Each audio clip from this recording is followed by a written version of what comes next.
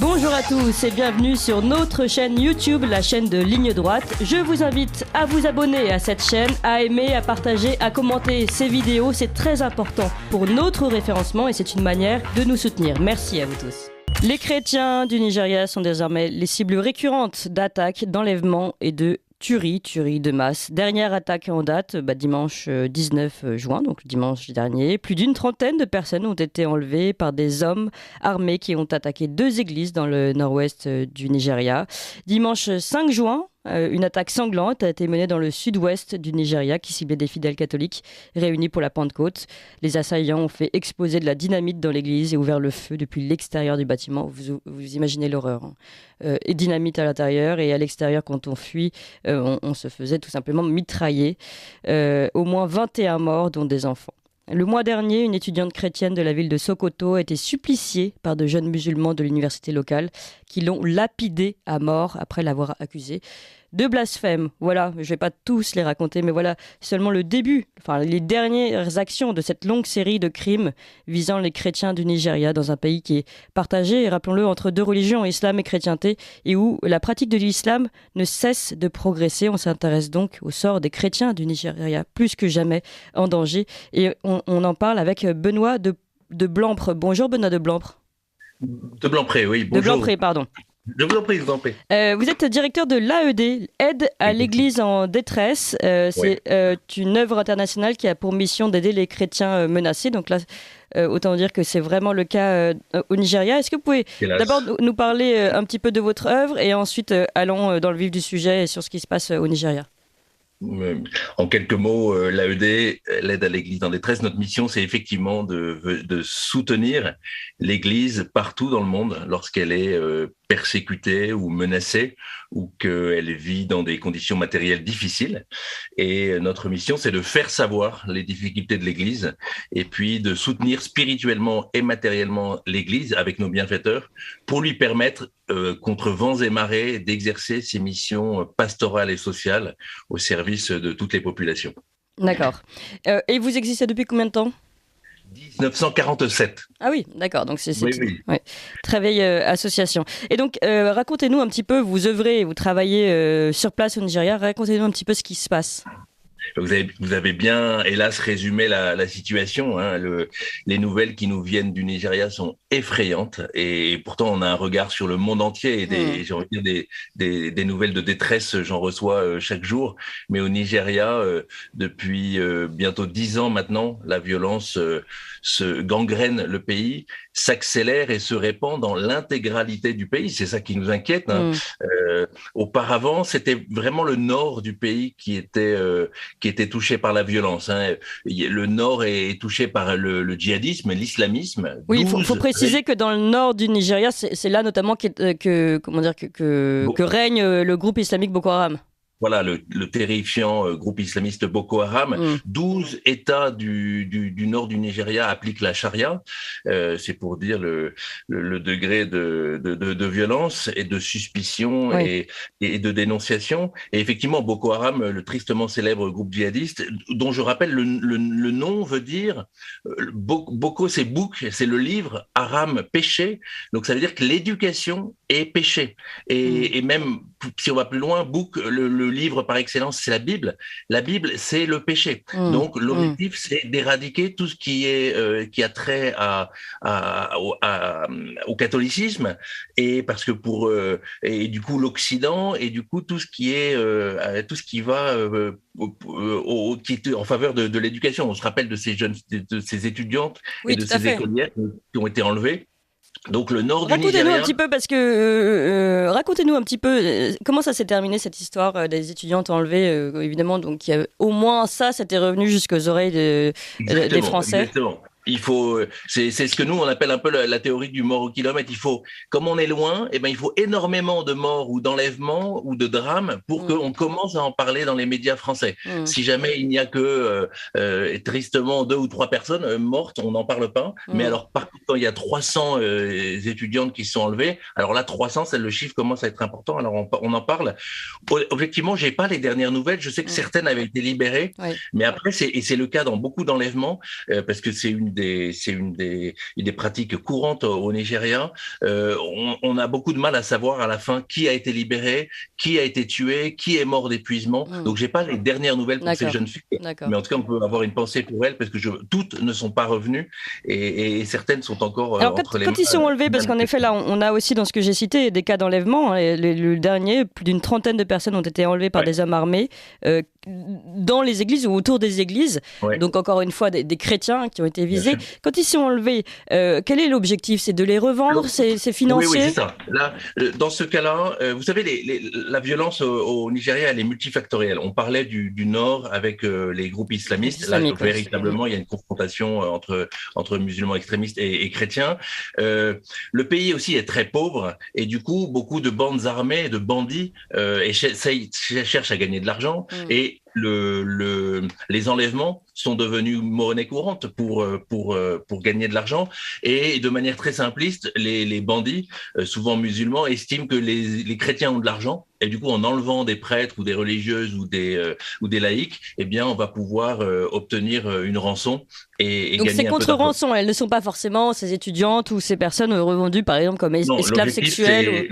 L'objectif, c'est la rançon. Et la difficulté, voyez-vous, c'est que auparavant, des groupes, des bandits, il y en a toujours eu un peu partout dans le monde. Mais avant, ils avaient des arcs et des flèches. Désormais, ils sont armés de Kalachnikov, d'AK-47. Ils ont été lourdement armés. Et puis, ils sont même soutenus par des mouvements islamistes internationaux. Donc, cette violence, elle s'accroît, elle se décuple parce que la puissance armée s'est fortement développée. Et c'est ça qui est absolument terrifiant aujourd'hui. Alors, et je pense que c'est aussi le cœur comment dire, de l'inquiétude qu'on peut porter sur le Nigeria. En effet, hier, en préparant cette émission, j'ai compris ce que vous commencez à expliquer, que avant, on avait des pilleurs qui s'attaquaient aux chrétiens comme prétendument plus riches que les autres, en tout cas, parce que tout reste relatif, des mercenaires, on va dire. Et en fait, peut-être que le groupe islamiste Boko Haram ou d'autres infusent aussi leurs pensées auprès de ces pilleurs. Les pilleurs pensent qu'ils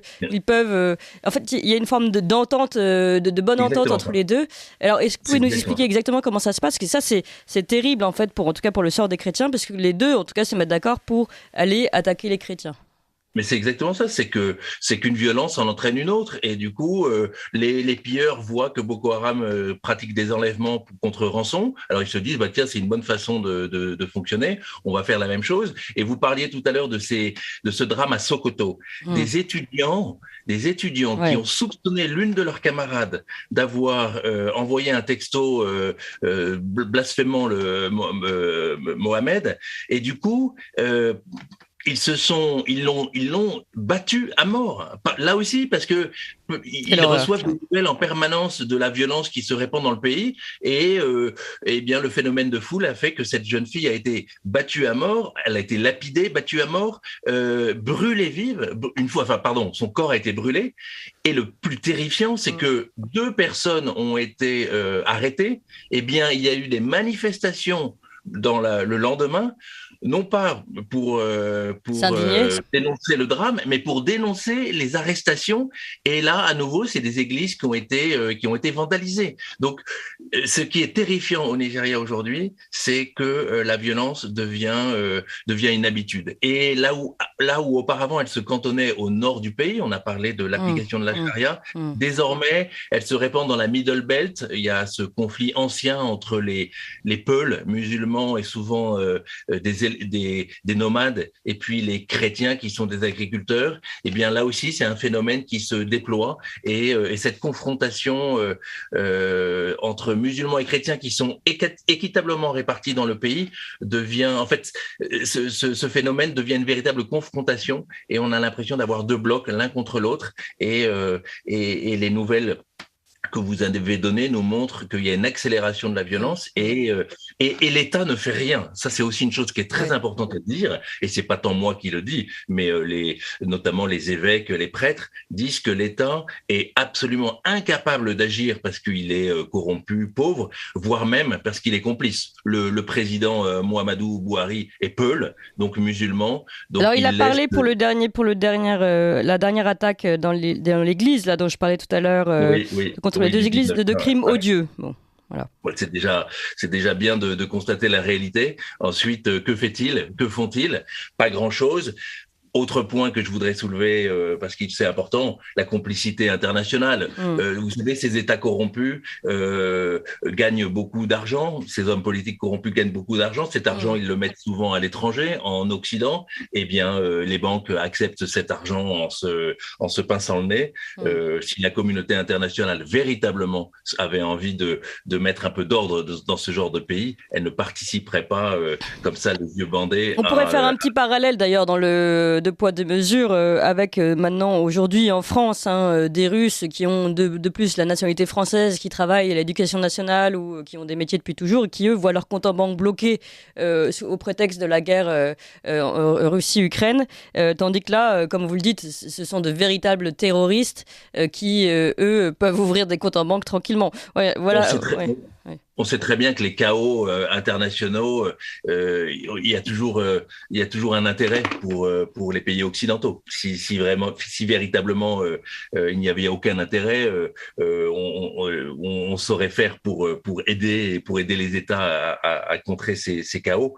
Voilà, quand on laisse faire, c'est qu'il y a forcément un intérêt quelque part. Et puis, ce sont des chrétiens qui sont massacrés et ça intéresse peu de monde. Alors, une question sur normalement le plus grand défenseur des chrétiens, le pape. Là, j'ai lu que le que le pape François avait appelé à prier pour les victimes. Est-ce que c'est suffisant comme message? Est-ce qu'on ne pourrait pas faire plus? Bon, profondément, on le sait,